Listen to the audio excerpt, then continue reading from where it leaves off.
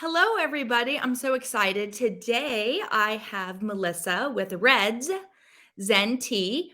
And Melissa, I'm just assuming maybe Reds is because of your hair. Yep. Okay.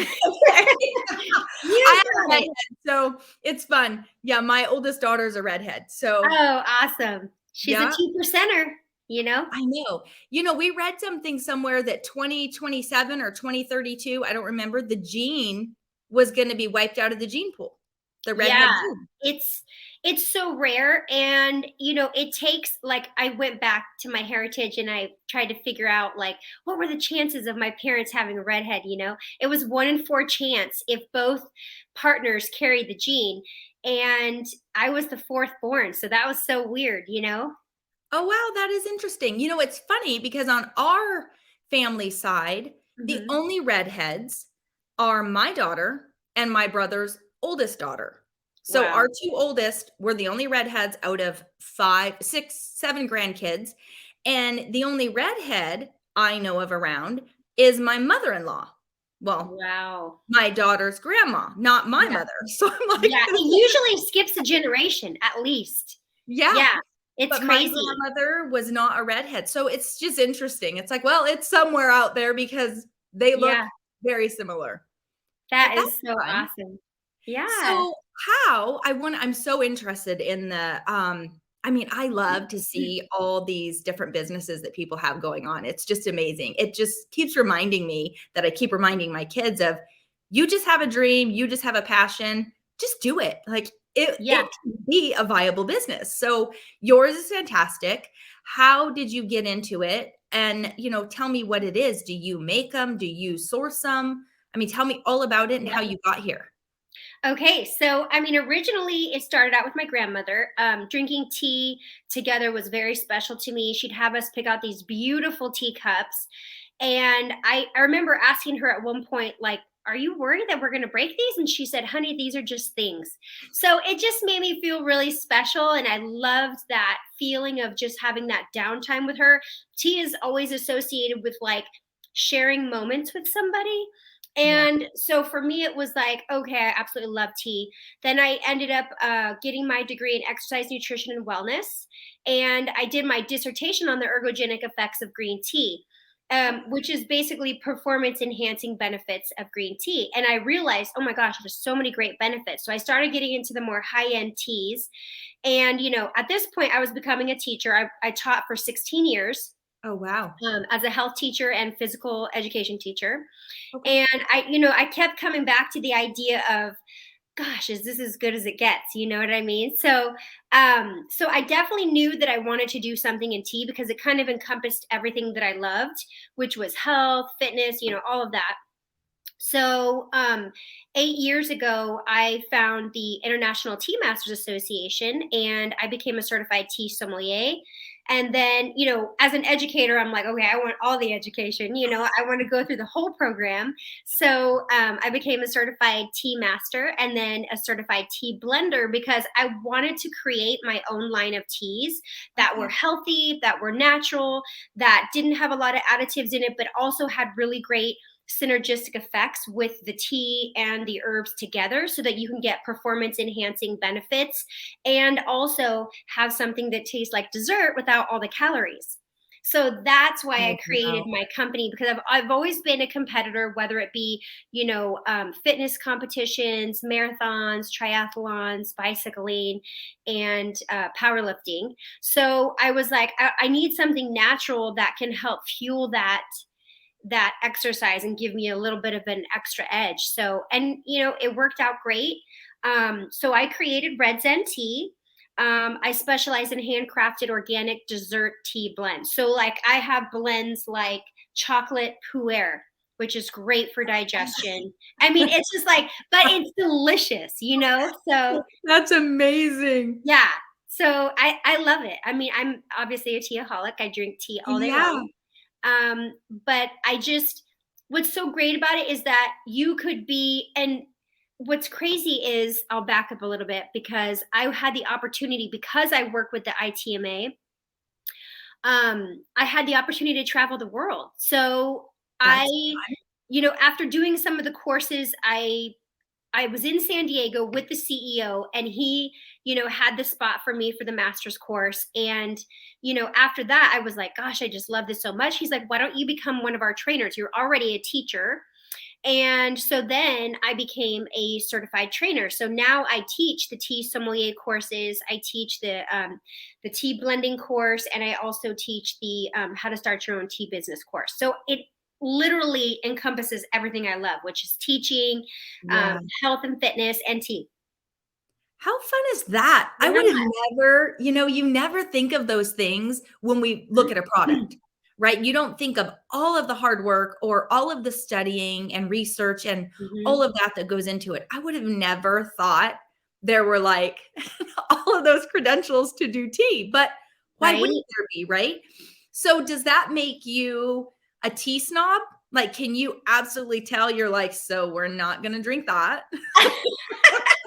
So, I mean, there are in the right place, yes. I'll give you an example of that in just a minute. But I will go, like, I love tea so much that, like, it doesn't matter what restaurant I'm in. I usually have my tea with me anyways, but I'll still order an iced tea, or I'll order, whatever kind of tea they have, just because I love having different types of tea too. I specialize in dessert teas. Sometimes I'm in the mood for, like, a genmaicha, which is a little bit more savory. Sometimes I'm in the mood for, like, a jasmine. I don't carry jasmine anymore. And so, depending on my mood, or they might have paradise iced tea, which I absolutely love, and I'm not making it at home. So it's like, Yeah. okay, I'm just gonna, enjoy all the tea, Okay. and sometimes, if I find out it's something like stash or something, which tastes like what's a nice way of saying it? It tastes like dust to me. Yes. It's not flavorful, it's not bright, so it's like, I know I'm not really going to enjoy that, so, like, I'd rather have water with lemon, or I'd rather have an iced tea, because generally they have at least Lipton. So I don't know, I wouldn't say I'm a tea snob, because I'll drink it anyway, but, Yeah. like, I went to Maple and Ash a week ago, or maybe 2 weeks ago, and I got a teapot with 2 tea bags in it. Mind you, it was inside the infuser, which didn't make any sense. So usually, if you have loose leaf tea, you put it in Right. the infuser, you brew the tea, and you have this amazing, delicious tea. And at a place that's extraordinary, Mhm. my expectation was, well, at least they're going to have loose leaf, right? And at the very least, a really high quality tea bag. Yeah. So I was a bit perplexed as to how they could have wine sommeliers on staff, but they think so little of tea that they would serve you a tea with 2 tea bags, and they were already steeping the tea with, that little paper, the little tea bag thing Mhm. that you dunk. The Yeah. paper was steeping too, so it was like, oh Oh, my goodness, lovely. like, yeah. Can't even get it out. Yeah, so I did email them, and I was like, "Do you?" Yeah. As a certified tea sommelier, I would love to come in and just chat with you guys Yeah, about but, how we could do this better. that brings me to part of the question where, like I said, I never knew it would go that deep. People think about that with wine for sure. Yeah. How do you, or how often do you think restaurants are actually educated in that? And do you try to get out to higher end? Because Maple and Ash, if people know about it, it's Yeah. not cheap. I mean, Yeah. it's a Ruth's Chris, it's a Yeah. really nice It's place. You're it's up not there, and the expected expectations to are have high, a right? cool tea bag. I mean, I think Arizona is a little bit behind on the tea scene. I'm from California originally, and Okay. San Francisco at that. So that's kind of like the birthplace of tea in the US. So it's Gotcha. like, because of all the Chinese immigrants bringing in really good teas and stuff like that. So I've had access to really good teas there. And a lot of the restaurants there are very trendy. They're doing, the new, upcoming things. They're doing, tea and wine cocktails. They're doing, all kinds of different stuff. So my expectation of that was, obviously higher, to at least include, loose leaf variety or something amazing. Yeah. But or like a blossoming tea. Like I've been to Sausalito where, you know, this Japanese restaurant, you know, they serve the tea in a wine glass and it's a blooming tea where it opens up in front of you. Like that's an experience. You Oh, go, that's fun. right? It's so awesome. It's like you go to these extravagant places for an experience, Yeah. and that's exactly what I want to create with my tea, is that experience of like a lot of my clients say, because I use, you know, organic, and I do source my tea leaves from farmers that I know personally, that I've been able to travel to their farms and all of that. So my stuff is really high quality. So I want my clients to experience the feeling of like, oh my gosh, this just makes me feel so good. Like that Okay. for me, half of what tea is so extraordinary is the experience, and of course the medicinal benefits and all of that. But also I want them to be able to have like a cheat meal, but not really a cheat meal, but with tea, you know? Okay. So do you start with a base type of tea leaf, like the Mhm. green tea, and then do you create all these flavors and other things with what do you use to create like how do you create a chocolate flavor that Okay, doesn't taste so bad? great question. So I'll use my most complex tea, for example. I have a s'mores tea, which has chocolate and graham cracker and marshmallow and all these things that you think about when you think about s'mores, right? So Okay. the first thing that I think about, and this was a blend that I had had in my mind for like 2 years before I actually put it into fruition, you know? But I started with a base of, I knew that I wanted it to be smooth and thick so that it could hold cream, so that it could be a real dessert if somebody just wanted to add a dollop of cream, which it Yeah. is delicious with cream. But anyway, I started with a thick Kenyan black. So if you're an expert in what you do, the base is going to be the most important, right? It's like the foundation of the house. So Yeah. actually, this tea has 5 different base teas. It has hojicha, which is very toasty and nutty. That's the graham cracker. Okay. It has the Kenya, which is that smooth kind of thickness. And then it has a Lapsang Souchong, which is a very smoky, it's a very specific type of tea that's smoked over pine needles. So Yeah. it gives it that campfire, you know, flavor. But I didn't want to overpower it. So I only use that at a very small percentage. Okay. And then I also put in a little bit of pu'er to also thicken it up and give it that kind of like smooth texture. And then I put in real marshmallows that dissolve when you infuse it. I put in natural chocolate flavoring. Okay. And then what else did I put into that? Oh, I put honey bush. So that gives it kind of that honey for the graham cracker. Okay.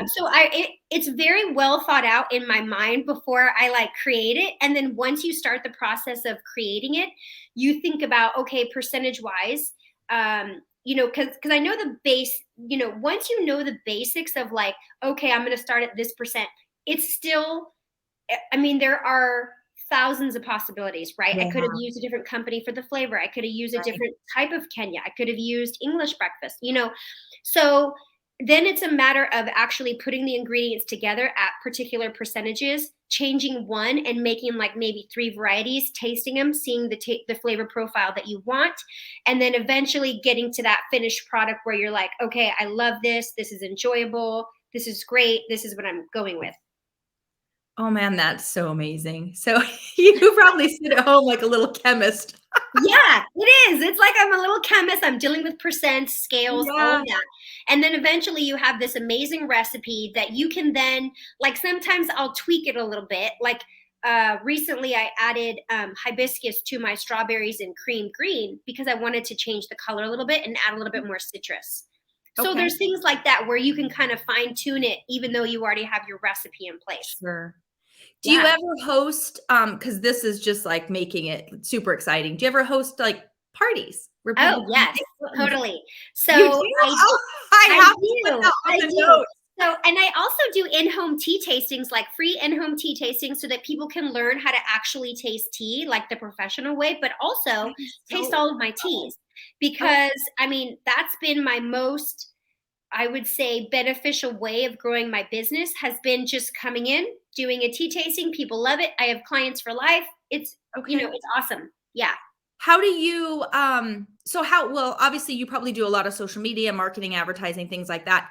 How do people, are you direct to consumer? Are you in stores? How is or So How have you found? I right now my goal, because I just went full time because I quit my teaching career Okay. last May. So my goal has been to try to get into really nice, high end bakeries and restaurants like Maple and Ash, Yeah. or somebody who's willing to venture out and like expand, because my idea of what would be really cool at a fine dining restaurant would be having a dessert flight of tea blends at the end of your meal. Instead of having like a wine dessert flight, you could have Mhm. the option of having a tea dessert flight, because not everybody drinks alcohol. You know what? That's So, amazing right now because if you think about it, going out and about now, mocktails are a huge yep, thing because there are a lot of people that don't drink anymore. yeah, Even if it's not wanting to drink for that moment, or you want to have maybe one glass of wine, but hang out longer and have another. right, For me, I don't even really like the taste of alcohol and stuff, but it's just yeah, like it's that experience. I love going to places that have like a really good martini bar because they're so fun. They're like flavorful and crazy. But if they right, could make them non-boozy, I would love that. And it's right. fine. So I totally get you on that. I think that it's going to eventually take off Mhm. and it'll be amazing because I would love that. I don't like Yeah, to end my meal with some boozy stuff, but I absolutely would do teas. And I right. mean, I think that's a fantastic idea. And And and I feel like it's the perfect opportunity for restaurants to get innovative and be different than everybody else, and have be able to offer something different and fun yeah, and exciting that's like new. yeah, I Yeah. totally agree with you. So, do you do events? Like if someone's hosting a big Yep. event, will you do like a tea table and people can come and oh Yep. man, it just my I mind is do like, all of oh, those things. So, and I also do workshops too. I just had a okay. workshop for uh, matcha mindfulness, where we go over how to prepare matcha, the health benefits, all of that. And then we go into a sound bath meditation. And I have another expert that I work with that actually does that portion. But yeah, I collaborate with a lot of people. I have other companies that are selling my teas on their websites or through their subscriptions. Yeah. I was in Yoga 6 for a bit. That wasn't a good fit. And then, so there's been other companies and people that I work with that I would love. Um, I love collaboration. That's Okay. like where I flourish. Like I absolutely love it. I love events. I love parties. I love workshops, because I love to educate and I love to be around people. I'm a social butterfly. So for me, all of those and any of those are great. Yeah, that's Mhm. amazing. So I am gonna put all of that in the social media notes and the YouTube notes because I think this is fantastic. And I have lots of ideas. So I'm gonna email you Okay. personally. I have some good collabing people I think you should Awesome. connect with. And I think that NAWBO can use you for one of our events coming up. I'm gonna put it out Oh, to that would her be right there awesome. and see what she thinks about it. So I love this and I Yeah. appreciate you. How long have you been a NAWBO member? This is my first year. Okay. Very fun, very fun. Mhm. Are you coming to the happy hour? I don't know. When is that Thursday? That's It's April 12th. I think it's April a 12th. Wednesday. Okay, yeah, I'll see if I can make that Okay. one. I'll have to check Yeah. my schedule. Yeah, that'd be Um, good. but it's usually in Phoenix, right? Our happy hour, yes. This one's at Galvanize, which is somewhere, I think around Biltmore area. Okay, And then we have our luncheon May 3rd. That is at Para in Tempe. okay, So yeah, cool. I'd love to connect there. Yeah, so I'd love to try to make at least one of those. Yeah, I'm so excited that we did this. I've learned so Yeah. much, Oh, and I good. mean, how exciting for you and how exciting for the world. There are so many possibilities, right? I love that. Yeah, thank you. Well, I love tea. I remember when I used to go to Teavana all the time, and then Yeah, Starbucks bought them and shut them down, and I was sad because my husband and I would go get all the loose leaf blends, and we'd, yeah. smell them and just make fun stuff, and that probably wasn't even as beneficial of a tea as what you do and make. I mean, honestly, it was probably more of a mass-produced kind of tea with It not a is, lot of yeah. thought and intention in it, but your tea's having that much intention and stuff, it's just so exciting. Like you said, the I experience is love that. Thank you. Yeah, that's so exactly how I feel about it. Yeah. well, I appreciate you, and I appreciate you sharing this. All right. Well, thank you so much. Thank you.